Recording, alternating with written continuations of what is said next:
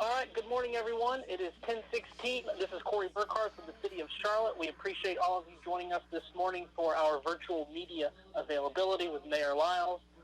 We're going to do the exact same thing that we did 2 weeks ago with reporters utilizing the Raise Your Hand feature in WebEx, and then I'll call out your name. You'll be able to ask your question to the mayor, and we'll go through like that. And so with that, we appreciate everyone joining us. We will turn it over to Charlotte Mayor Vi Lyles, who will make an opening statement. Good morning, everyone. Thank you for participating today. I want to also say I really enjoy watching all of your interior designs as you've been reporting from your homes. And I also always want to say that I think that you guys are doing a great job getting out the news and reporting for everyone what's really important about this pandemic that we're in today. So I know that many of you probably watched our 5-hour meeting last night, and so I wish that I could answer all of those questions, but we'll dive into that if you want to. But let's just be grateful that our city is doing well. We're trying to, again, flatten the curve. And you guys, what you do, make a big difference in helping us get the message out for doing that. So let's go ahead and get started. I know this is your time and more than mine. Okay, our first question of the morning is going to go to Katie Peralta with the Charlotte Agenda. Katie, when you're ready with your question, go ahead.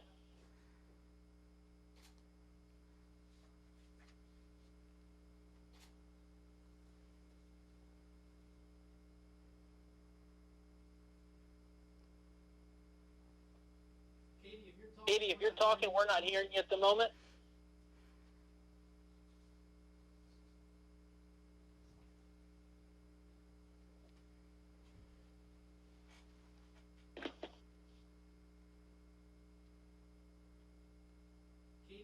Katie, are you there? Okay. Katie's not responding, so we'll move next to Joe Bruno. Joe, if you're ready with your question, you can go ahead for Mayor Lyles. Hey, Mayor Lyles, thank you for doing this. I have a question on behalf of one of my colleagues, and I have a question for myself. My colleague would like me to ask if you have a response to the demands of sanitation workers that were made this morning. I know they were asking for hazard pay along with a couple other things. And my question is all that money that the city of Charlotte set aside for MLS untouchable?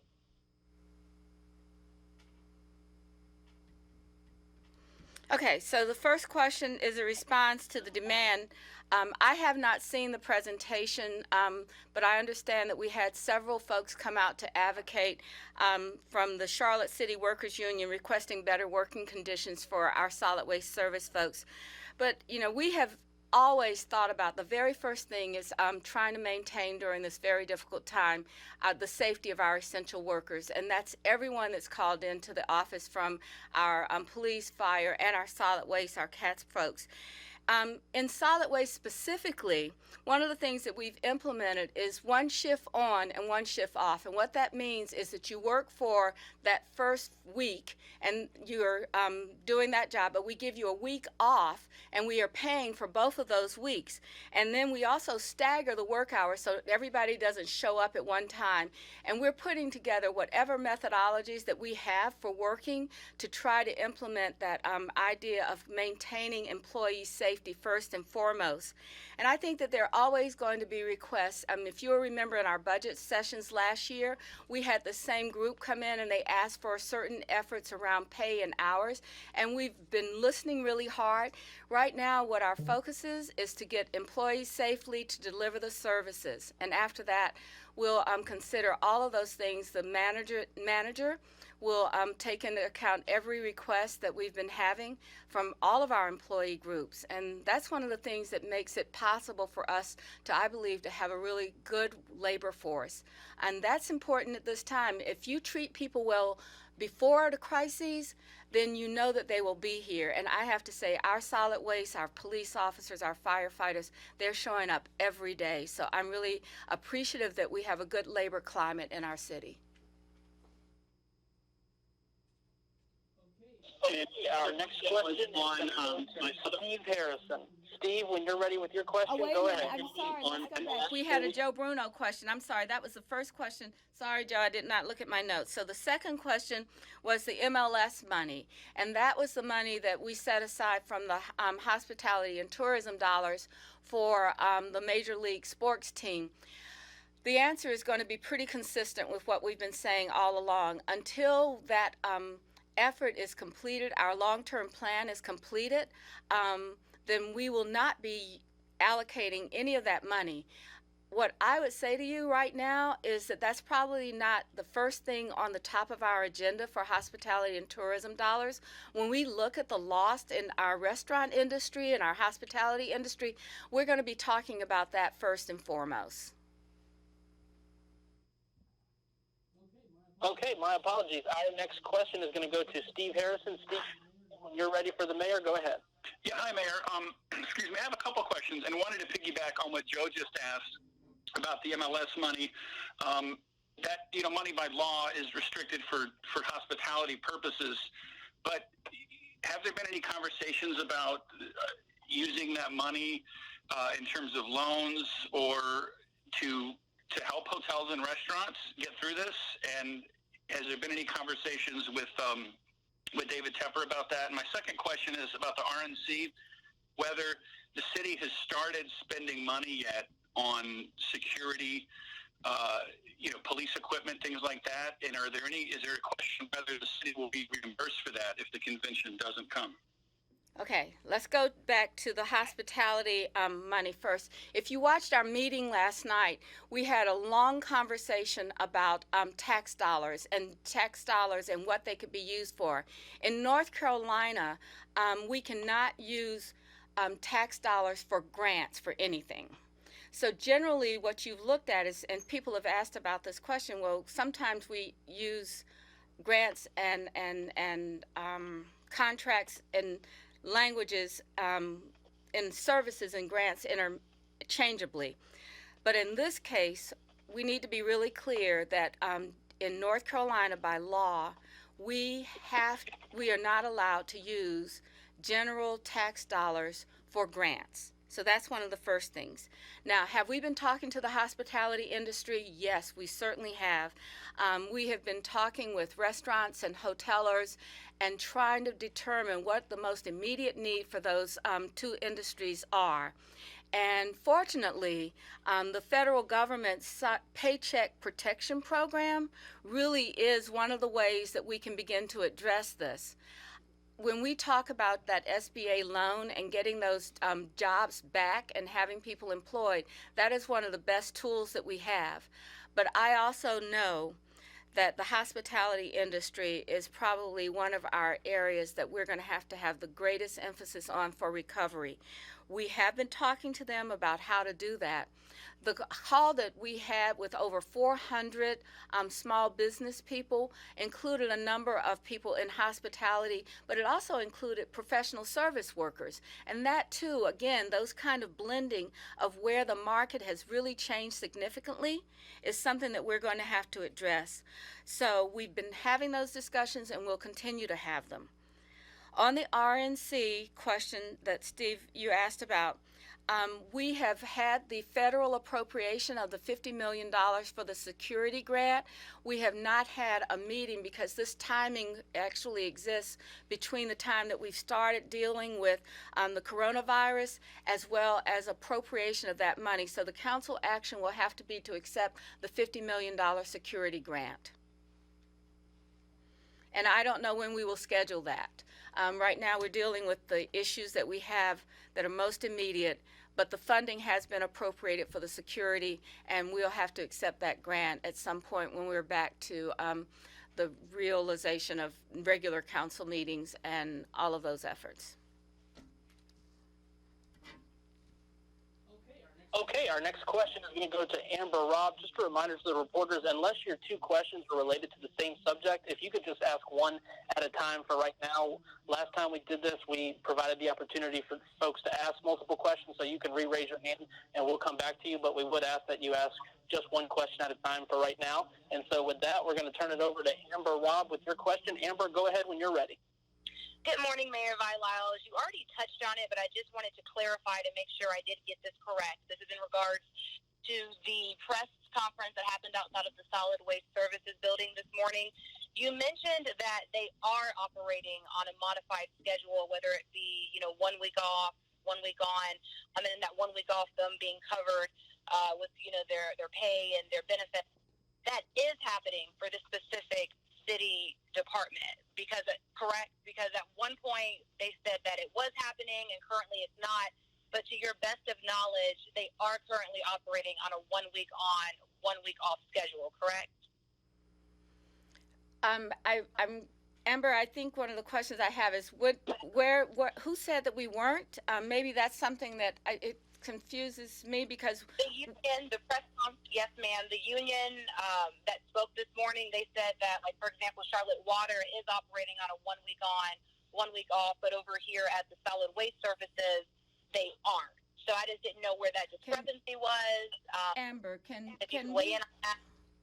Can I get that confirmed before we address that question? Because let us get the information to make sure that we give you the correct information, and as soon as I get that, we'll come back in to you to address that question. Is that acceptable for everybody? Okay? Yes, ma'am. Thank you. Amber, thank you. We have some staff that's looking into that right now, so we appreciate your patience on that. Next up is going to be Brett Baldick. Brett, when you're ready with your question for Mayor Lyles, go ahead. Good morning, Mayor. I know on Friday that you talked about the possibility of limiting or closing public transportation. Google put out some stats today that said 70% of people, by tracking their cell phones, are still using public transportation. So I'm just wondering where those discussions stand, if they've started, and what your thoughts are about that stat that I just gave you. So I want to go back to last week, and that was a question. And, one of the things about me, I'm always thinking about what's next, what's coming up. And the reason that I said that, and I think I said at the end of my comments, this is a national issue. And how do we get people that need to have mass transit to and from work? And how do we balance that with the people that have to be healthy enough to drive them or operate the rail cars to do so? So my first thought was really something to say, just like the CDC has created some guidelines around what personal protection equipment should be, I know that that is always a concern for our drivers, especially for our bus drivers and our STS drivers, and we would really appreciate some guidelines that would help us do something consistently across this country. So at the end of my remarks, I said, and that is a national conversation that we need to have. And so what I still say, that it would be important as we continue to think about how people use our mass transit system, how do we protect the people that also are operating that system? And it's not just Charlotte, it's Raleigh, it's Chapel Hill's bus system, it's Washington, D.C.'s bus system. We need some consistency about that. And that's one of the things that I think all of our communities are trying to determine. Could we have guidelines that are consistent, that help the urban areas do the things so that instead of us popping up with one situation at a time, which is what I think we're handling admirably, it would be great. So that may just be kind of my wish for the future as we assess what we've been doing and how we evaluate our work and performance. There'll be a list of things that I think we should be talking about statewide and nationally, and that would be one of the things I put on my list. Okay, we're going to stick with reporters named Brett and turn it over to Brett Jensen. Brett, when you're ready with your question for the mayor, go ahead. Yeah, thanks, Mayor. Just curious, in terms of the city and the pay, do you see a point where you're going to have to start laying people off or cutting a lot of the cutting pay? And are you guys still matching the 401k? Yes, we're still matching the 401k for our employees. The second thing that we're doing is we approved in our very first effort a pay plan for this emergency situation, and we're abiding by that. I have said before that when we get to our budget and the impact of this on our budget, that we're going to have to look at every service that we provide currently, and we also will need to look at the services that we're going to need for recovery from this pandemic. And so the way that I see it is that we, at this point, have not had layoffs, but we have to really be very clear that that government serves the community. And we're going to assess what the community needs, and we're going to have to set priorities for that. I don't know what that will mean long term for us, but we've been in a time when our budget has allowed us to do a number of things that address some of the historical needs that we've had in the city. But this is a new day, a new time, and our budget will still have to address those same efforts that we have to serve the community needs. And so right now, we're still doing what we said that we would do under our emergency response for pay, and and that includes the 401k. And as we go through the budget cycle, we'll look at our pay and our services, and we'll be trying to adjust to the new needs and the new normal that we're expecting. Okay, Hunter Signs. Hunter, when you're ready with your question for the mayor, go ahead. Hi there. Good morning, Mayor Lyles. As you've probably seen, other mayors across the country, including Atlanta's, have put hazard pay in place for essential workers. I know we briefly talked about it at the beginning of this, but there are officers, some part of the FOP, and other essential city workers who have told us that the city of Charlotte is not doing enough for them. Is the city considering hazard pay at their request? And do you personally believe that our first responders should get hazard pay? Every year, and as a part of our budget process, we actually do a survey across comparable cities and comparable areas that all of our employees work within these groups. So I can't address what people are doing in Atlanta or New York. They're very different circumstances, or in other areas. So what I would say is that we're going to always treat our employees fairly. We're always going to be competitive with our communities that are like us, and that we will do whatever it takes to retain and keep our employees in a competitive pay situation. Okay, next up is Nate Morabito. Nate, when you're ready with your question for the mayor, go ahead. Hey, good morning, Mayor. Thanks for making time for us. In accordance with the records that you all provided, it looks like that the city has about $116 million in its rainy day fund. Can you tell us what kind of discussions you all are having about potentially spending that money to help the community, and what it's going to take to start spending some of that money? So let me talk a little bit about that amount of money that we have. You call it the rainy day fund, but in most businesses, what you have to have is to be involved and have our AAA rating and all of those things to be financially sound. You want to have 2 months of liquidity. And that's what that amount equals, 2 months, that if everything shut down and nothing happened, that we have 2 months, 8 weeks to figure out how to use that money appropriately. So yes, if you noticed at the council meeting last night, several council members asked about that fund, and we wanted to make sure that everybody understood the foundation and the definition of that money. So our general fund reserves are to allow us 8 weeks of liquidity for an emergency situation. We're in an emergency situation. The question would be, how much risk are we willing to take to our AAA rating? How much risk are we willing to take to say that we can operate with 6 weeks instead of 8, or 4 weeks instead of 8? And that's a discussion that we'll have to have more in depth. But right now, what we're trying to do is make sure that this community, which has been generous in the recovery fund, and that we look at everything else before we go into that, because we want to address the community needs. And I think that we want to do it in a responsible financial way at the same time.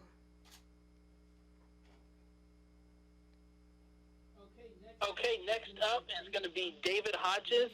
David, when you're ready with your question for Mayor Lyles, go ahead.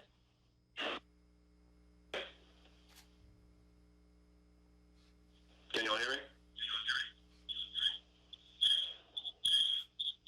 I can hear you. Okay. So my question is about the micro business grant that was talked about yesterday.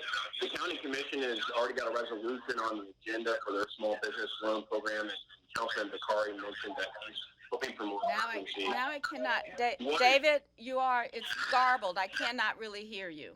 I first heard the county has a resolution, but after that it was garbled. Yeah. Can y'all hear me through this? Yes, that's better. Okay. Sorry. So basically the question is the county has already got a resolution for their small business loan program, but y'all might not vote until next week. Is the city acting quickly enough to try and help these small businesses and other people who are in need right now? I think we're acting quickly and we're acting with prudence. I believe that we want to do the right type of program to meet the needs of the community. And that's why we've actually spent time with that forum that Mr. Bakari and the Tracy Dodson had with over 400 people. And that way we found out that while we were talking about primarily hospitality, that the professional services community was just as important and experiencing those same kinds of issues of not having any income coming in. So I think that we have listened, and then we had a discussion last night about that program. For example, the micro program that the county approves, the second one that they're having, doesn't include the city of Charlotte in it. It includes the 6 towns. So that's automatically a gap that we saw that we'll have to address. And so I believe that on Monday, we'll have a vote, and I think that will be the right decision for the council to make, to start working around the small business efforts that are responsive to the community needs. Okay, we're going to go to Steve Harrison in just a second, but first up, Katie Peralta, we missed you earlier. We didn't hear you, so if you still have a question for Mayor Lyles and you'd like to take an opportunity to ask that, get ready to go ahead. We're going to go to Steve Harrison. We're going to go back to Brett Jensen and then Hunter Sines. But Katie Peralta, if you're there, go ahead with your question when you're ready. I apologize about that. I was muted before, so that's my fault. Sometimes I wish I were muted before, Katie. What's that? I said sometimes I wish I were muted before. Well, thank you for speaking with us. Quick question for you. So obviously national resources are pretty stretched. Charlotte, is in the mix of cities that are, looking for guidance, looking for help. And of course, national resources are at like a first come, first served basis, it seems like. Why wasn't Charlotte included in one of the list of the 1,400 cities in the U.S. that requested part of that $250 billion in additional direct funds? I believe the letter went out maybe like last month. Let me check that. We are making those applications because we are the one city in North Carolina that's over 500,000 in population, and we are already receiving. I want to make sure we'll check on that, but the last night at the council meeting, we've already gotten guarantees of $3.5 million in community development block grant funds that would come in, an estimated amount that would be arriving in April. And then we also got emergency assistance funding for homelessness of about $1.7 million that is coming in April. So I need to check on that. We were not on the list because we already have received grant funding assurances in those 2 areas. So can we come back to you on that? Yes, ma'am, we can do that. Okay. We're going to go to Steve Harrison. Steve, when you're ready with your question for the mayor, go ahead. Hey, I'm good. I got my 2 in earlier, so we can go to Brett. Okay, terrific. Brett Jensen, when you're ready, go ahead. Yeah, Mayor, in terms of the money, the fact that there's not really a lot of tax revenue coming in, you're missing some tax revenue because of the stay-at-home, and that this could last well into May, if not all the way through May. Does this affect things going forward in terms of the budget? I mean, does it mean that maybe you guys might spend more than you actually have? Does this affect that in any way? So there are a couple of things about that, Brett, that I would note. One, a lot of our emergency operations center funding that we're putting in with the number of police officers, firefighters, solid waste, 75% approximately of that will be eligible for reimbursement from FEMA. It might take us a while to get it, but that's a reimbursable, once you have a declaration like we have, that's a reimbursable expense from FEMA. So the second part of it is that we have already received the majority of our property tax revenue, which is our major source of revenue for operating our city. Where we're seeing the impact is in the sales tax revenue, and that particularly impacts the money that we use for our mass transit system, because they have a dedicated source of revenue from the sales tax, and our hospitality fund. So those are the areas that we're going to have to see and examine closely, but I don't want it to be isolated to that. I think when you look at services across the board, this may be the time, and you've heard several council members say, what's going to make a difference going forward? And a lot of that's going to be considered, and we may have to look at how we've generally allocated particular sources of funding. I've always said property taxes pay for police, fire, transportation, and solid waste. That's just kind of the history of local government, because those are the essential services that most people expect. But we've added an essential service with our transportation system, our CAT system, and that's funded by sales tax, and that money isn't coming in. So does that move to the property tax bucket, or how do we do that?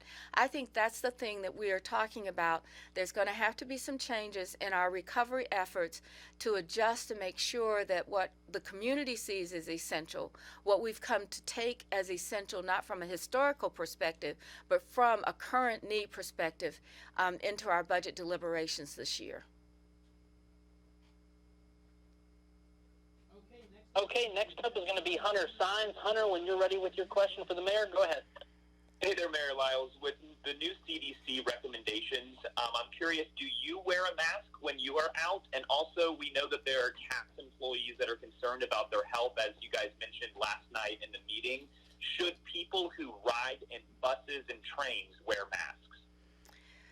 Well, you've been watching the evolution of regulations and rules as we've been talking about this, and masks have been recommended, but there are particular types of masks that are effective, and masks are generally for people that may be asymptomatic and they are coughing and may later show those symptoms. It's really for the person wearing the mask. So I have worn a mask. I made it myself. It wasn't particularly effective when I emailed it to my children and I said, what do you think about this? And they said, you need to get another mask. But what I would say is that for our employees, we are trying to source as much personal protection equipment as required. You know that this is a national issue. It's something that people say, we've got it, but we are grateful for when we do get those supplies in, and we're using them with, I think, the expectation that we will always try to keep everyone safe in every situation that we have. Unfortunately, we haven't been able to do it to the level that some of the CDC efforts would have us implement. Passengers wear them? How many of you wear masks?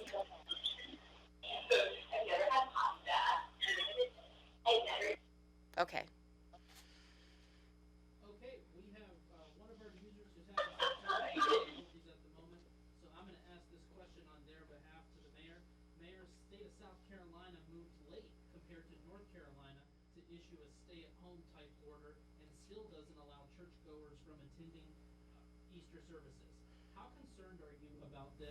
This impact services in Charlotte, including the hospitals?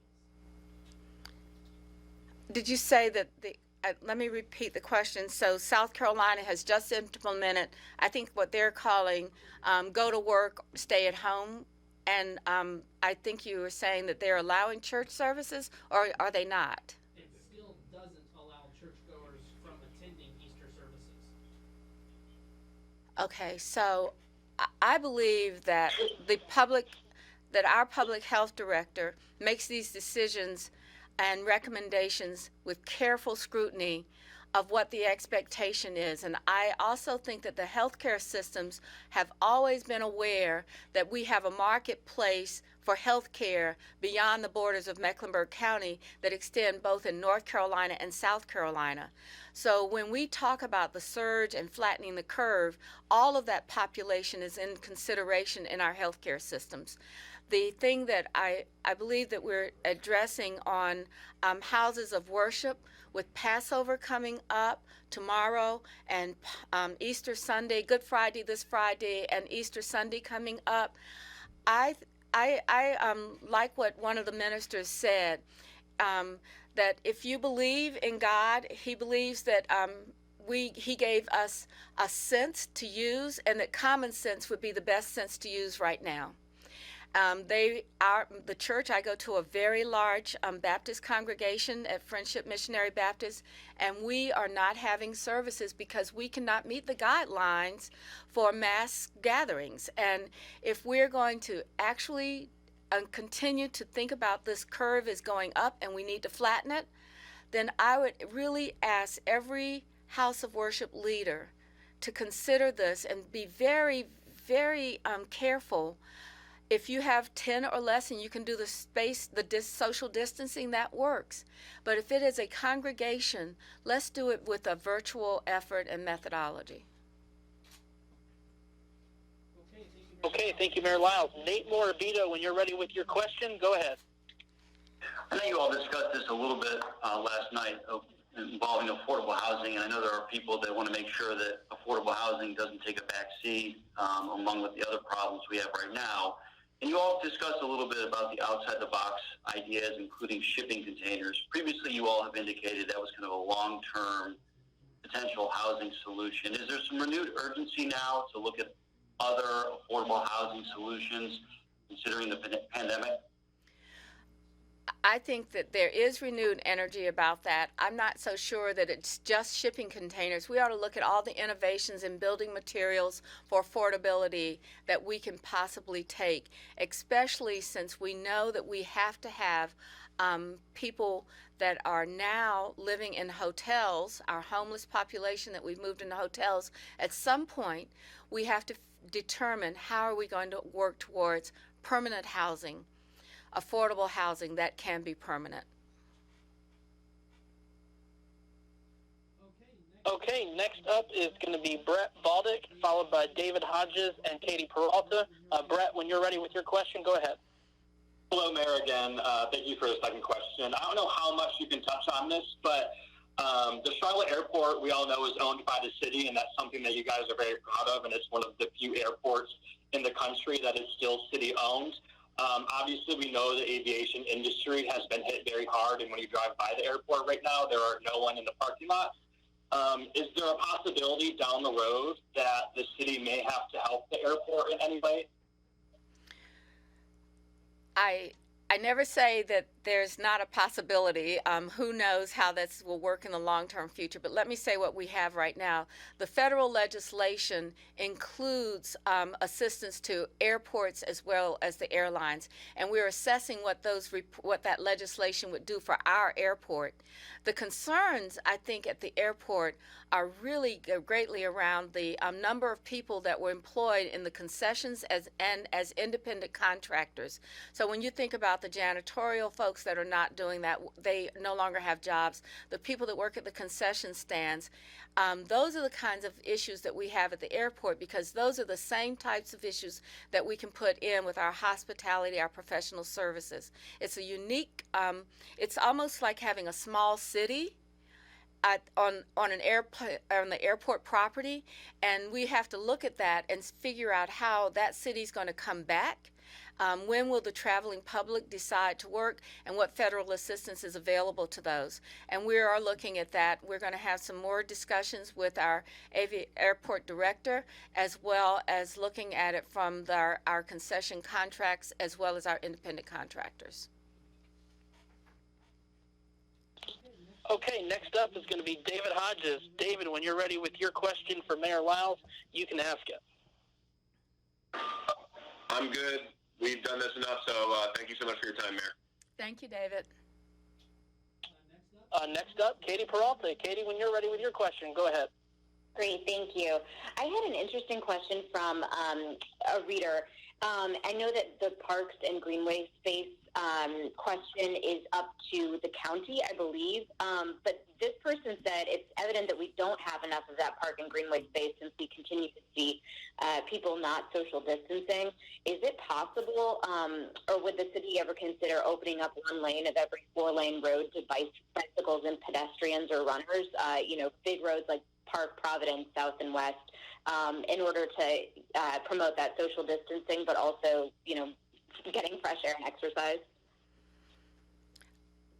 So I think when you started the question, you said that the parks, can you, at the beginning part of the question again, Katie? I was, my first point about the county overseeing like the closure of the parks potentially, I know that that's ultimately going to be their decision, but I was wondering if the city had any say in opening up other spaces for people to get outside and exercise. For example, a lane of every large road in order to give space to pedestrians and runners and bicyclists.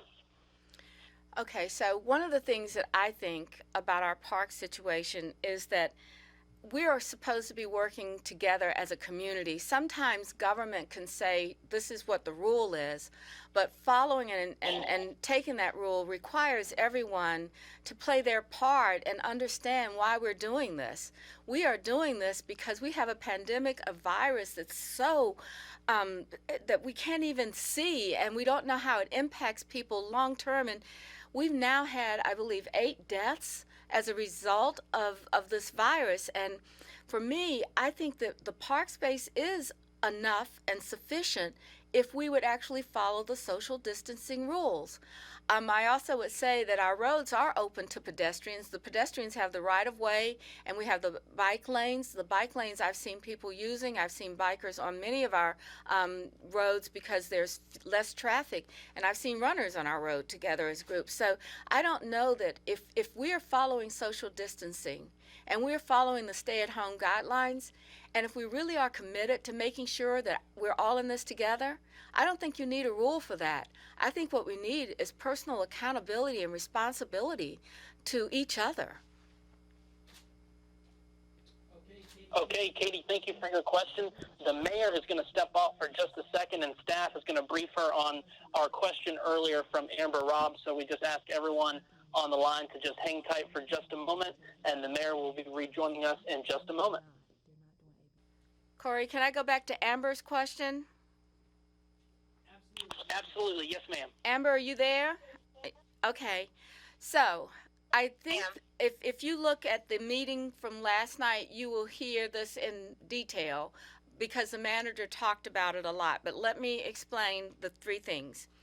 One of the things that we're doing in terms of protecting our workers in solid waste, we are going to automated pickup, so you have one driver inside the cab of the truck that picks up with a computerized equipment what we call one arm. It's one arm collection. So those drivers do not have a biweekly schedule. They're not on A and B. They work every week, but they are inside of a vehicle and they are not required to step outside of the vehicle for collection. We are still working some trucks with 2 to 3 people on a crew. They are the folks that are on 1 week on and 1 week off. And we are doing that in one respect to begin to do training for commercial driver's licenses for those folks that are now doing the manual collection. So we're putting them through the commercial licensing requirements, and as we do that, and as they pass the exams, then they begin to work on the one-armed automated collection. So what I think you're beginning to see is one of the innovations that we'll have as a part of this is that we'll be able to go to one-arm collection, one-arm automated collection as soon as we have people that are qualified with the CDLs, and those CDL classes are ongoing, and the city manager addressed all of this last night. I'm sorry I didn't recall it from last night's meeting. It was only 5 hours, so I think that you'll see that information there, and I hope I've explained it enough. Automated drivers are working every week inside of their vehicles. Manual collections are on the 1 week on and 1 week off, and we're doing commercial drivers training so that we can have more automated collection. Thank you so much, Mayor Vi Lyles. Thank you, Amber, for asking. You. Okay, our last question of the day is going to come from Joe Bruno. Joe, when you're ready with your question, go ahead. Thank you, Corey. I think that's a good question to end on. Mayor Lyles, what have you seen this past month that has made you proud to be the mayor you think deserves a shout-out and really stepping up during this pandemic? There are so many things that I think about being grateful for in this community. I see our emergency responders and the collaboration that's going on between the city and the county, and I count emergency responders as being the public health department, the social workers, the leaders of our shelters at the Salvation Army and the men's shelter. These folks have been working 7 days a week, adjusting to this pandemic, this virus, this coronavirus that we're all really just don't quite know what to do and how long it will last, the uncertainty and the lack of the ability to have an authoritative solution. The people that I'm most proud of and I give a shout out to would be the people that take care of the least of us. And that means often our homeless leaders in our homeless services network, the leaders in our public safety, the leaders in our public health and social services. They're going to be there for us in the long term, and I'm greatly appreciative and grateful to them.